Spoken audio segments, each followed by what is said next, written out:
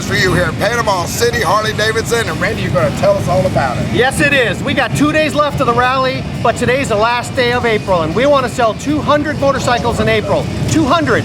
We're currently at 167, so our goal is to sell 33 bikes today. And the person that buys the 200th motorcycle, we got a surprise. It's going to get a great gift from us. So come on down to Panama City Beach Harley for Thunder Beach. See you here.